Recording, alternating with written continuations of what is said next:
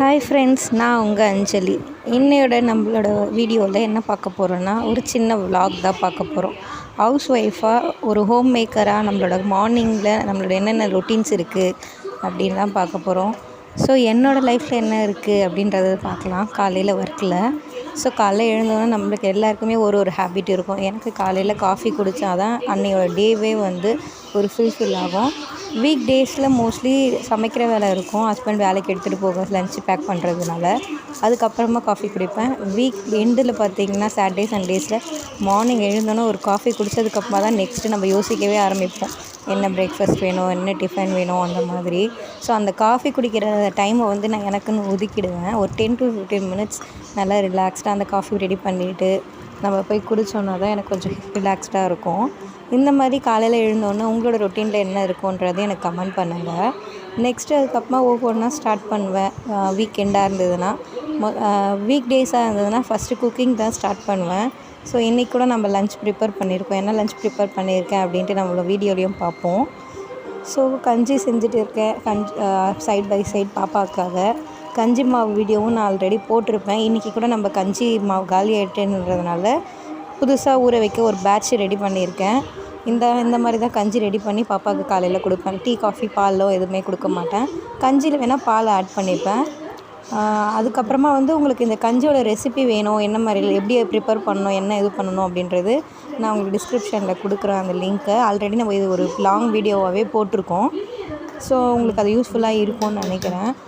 இது எல்லாருமே எடுத்துக்கலாம். இந்த கஞ்சி நம்ம ஆக்சுவலாக ரெடி பண்ணது. இது லஞ்சுக்கு அப்புறமா நான் எப்படி போட்டு வச்சுருக்கேன் அப்படின்றதுக்காக காமிச்சிருக்கேன். அதுக்கப்புறமா எனக்கு இருக்கக்கூடிய ஒர்க் ஆக்சுவலாக இதெல்லாமே நான் மீஷோவில் ஆர்டர் பண்ணியிருந்தேன். இந்த இது ஹோல்டர் எப்படின்னா பிளாஸ்டிக்ன்றதுனால எனக்கு உப்பு தண்ணி அதிகமாக வருது டேங்க்லேருந்து. அதனால் இந்த மாதிரி வெள்ளை வெள்ளையாக ஆகிடுச்சு. இது வெள்ளை வெள்ளையானது நம்ம என்ன தான் தேய்ச்சி கழுவினாலும் அது அப்படியே படிஞ்சிடுறதுனால போக மாட்டுது. அதை எப்படி ரிமூவ் பண்ணுறதுன்னு யாருக்குன்னா டிப்ஸ் தெரிஞ்சால் சொல்லுங்கள். இன்றைக்கி லஞ்சுக்கு நம்ம என்ன பண்ணியிருக்கோன்னா கூட்டும் ரைஸும் தான் பண்ணியிருக்கோம். இது வரைக்கும் வேறு எதுவுமே சைட் டிஷ் இது பண்ணலை. காலையில் பிரேக்ஃபாஸ்ட்டுக்கு கூழுக்கு ரெடி பண்ணி வச்சுருக்கோம். கூழ் கூட நம்ம காசின வீடியோவும் இது கூட அட்டாச் பண்ணியிருக்கேன். லாங் வீடியோவும் தனியாகவும் நான் போஸ்ட் பண்ணியிருக்கேன். உங்களுக்கு வேணும்னா நீங்கள் என்னோடய சேனலில் போய் பார்க்கலாம். கூழ் எப்படி வீட்டிலேயே ஈஸியாக ரெடி பண்ணுறது, நம்மளே ஒரே ஆளாக மிக்ஸ் பண்ணுறதுன்ட்டு. குவான்டிட்டி நீங்கள் கொஞ்சமாக எடுத்துக்கிட்டிங்கன்னா ஒரு 3-4 பேர் சாப்பிட்ற மாதிரினா நீங்களே ரெடி பண்ணிடலாம். பல்காக குக் பண்ணுறப்ப தான் உங்களுக்கு லேட் ஆகும். ஆடி மாதம் வந்ததுனால கூழ் ரெடி பண்ணுறது நிறைய பேர் சர்ச் பண்ணுவீங்க. நம்மளும் போஸ்ட் பண்ணியிருக்கோம். நீங்கள் போய் நம்ம வீடியோலையும் பாருங்கள். லன்ச் பேக் ரெடி ஆகிடுச்சு. அதுக்கப்புறமா எனக்கு இன்னொரு டவுட்டும் இருக்குது. இந்த ஏலக்கி பழம் வாங்குவேன் அடிக்கடிக்கு பாப்பாவுக்கு கொடுக்கறதுக்காக, வாழைப்பழம். இந்த ஏலக்கி மட்டும் வெளியே பார்க்க சீக்கிரமாக கருத்து போயிடுது, ஆனால் உள்ளே பழமாகவே ஆக மாட்டுது. அது எதனாலன்னு தெரியல. ஆனால் அந்த மாதிரி ஆகாமல் கருத்து போகாமல் இருக்கிறதுக்கு எதனா டிப்ஸ் இருந்தால் எனக்கு கமெண்ட் பண்ணுங்கள். சீக்கிரமாக கருத்து போயிடுது, ஆனால் உள்ளே பார்த்திங்கன்னா பழம் ஃப்ரெஷ்ஷாகவே இருக்குது. அது என்ன ரீசன்னே தெரியல. அது வேறு எப்படி அதை ப்ரிசர்வ் பண்ணணும்னு சொன்னிங்கன்னா எனக்கு கொஞ்சம் யூஸ்ஃபுல்லாக இருக்கும். நெக்ஸ்ட்டு நம்ம தானியங்கள்லாம் வாங்கியிருந்தோம்ல இந்த கஞ்சி ரெடி பண்ணுறதுக்குன்னு சொன்னால, அது சோக் பண்ணுறது தான் உங்களுக்கு காட்டுறேன். இந்த மாதிரி நான் லூஸில் விற்பாங்க ஒரு சில கடைகள்லாம். அந்த மாதிரி கடைகளில் போய் நான் எவ்வளோ குவான்டிட்டி தேவையோ அந்த அளவுக்கு தான் வாங்கிப்பேன். நிறையெல்லாம் வாங்கிக்க மாட்டேன். இதே நீங்கள் மால்லாம் போனீங்க அப்படின்னு பார்த்தீங்கன்னா, இல்லை சூப்பர் மார்க்கெட் போனீங்கன்னா ஒரு 1/2 kg இல்லைன்னா 250 grams அப்படி தான் கிடைக்கும். நீங்கள் இதே நாட்டார் கடைங்கள்லாம் இருக்கும்ல வீட்டாண்ட, அந்த மாதிரி தானியங்கள் விற்கிற கடைங்க கிட்டே போனீங்கன்னா உங்களுக்கு இந்த மாதிரி 150 gram 100 gram கூட கேட்டிங்கன்னா உங்களுக்கு பேக் பண்ணி தருவாங்க. இது ஆக்சுவலாக அக்கா குந்தமல்லியில் கடை வச்சுருக்காங்க. அங்கே கடையில் ஒர்க் பண்ணுறாங்க. அவங்கக்கிட்டேருந்து நான் வாங்கிப்பேன்.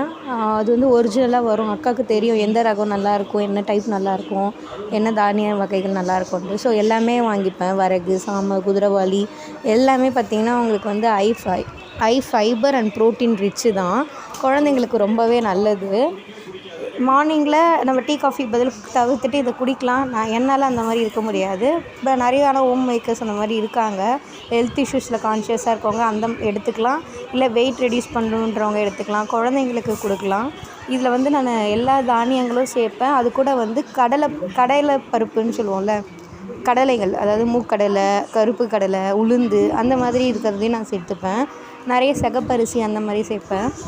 இந்த பையில் இருக்குது பார்த்திங்களா, இந்த பக்கம் எல்லோ கலரில், அந்த சைடில் ஒன்று ஒயிட் கலர் பேக்கில் இருக்கும். அதெல்லாம் பார்த்திங்கன்னா நான் வந்து விளையிற இடத்துலேருந்தே வாங்கினது. ஆக்சுவலாக எங்கள் சித்தி வந்து விவசாயம் பண்ணுறாங்க.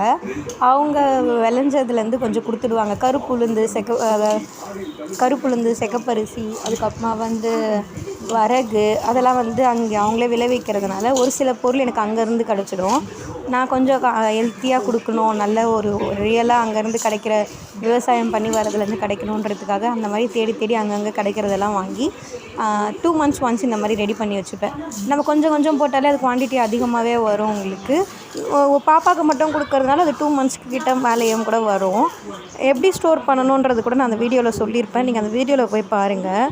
நீங்கள் அந்த மாதிரி எடுத்து வச்சிங்கன்னா உங்களுக்கு யூஸ்ஃபுல்லாக இருக்கும்.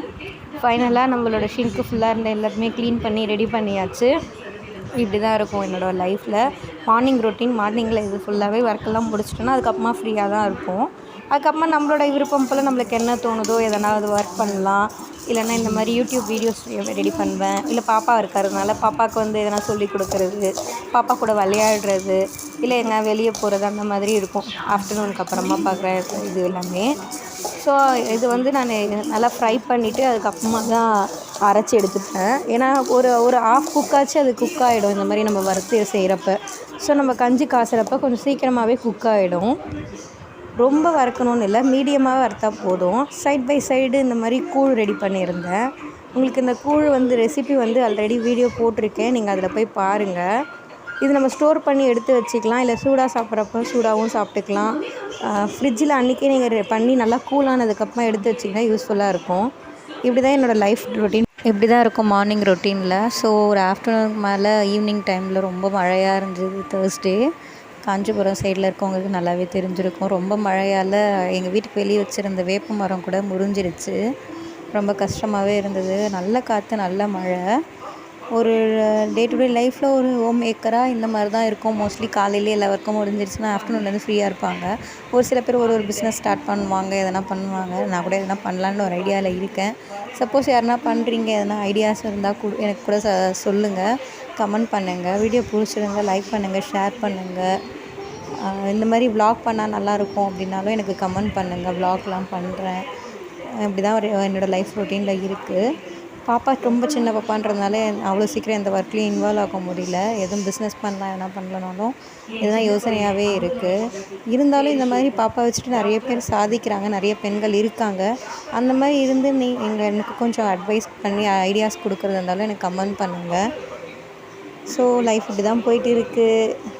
அன்றைக்கி ஈவினிங் சாமி கும்பிட்லான்னு சொல்லிவிட்டு கொஞ்சம் ஒர்க்லாம் பண்ணேன். க்ளீனிங் பண்ணிவிட்டு இந்த மாதிரி கொஞ்சம் நீட்டாக பூலாம் போட்டு கொஞ்சம் பீஸ்ஃபுல்லாக இருக்கும்ல, அந்த மாதிரி. எனக்கு மோஸ்ட்லி பீஸ்ஃபுல்லாக இருக்கணும் மைண்ட் அப்படின்னா, டைவர்ட் பண்ணக்கூடாதுன்னா இந்த மாதிரி போய் பூஜை அறையில் எதனா பண்ணிகிட்டே இருப்பேன்.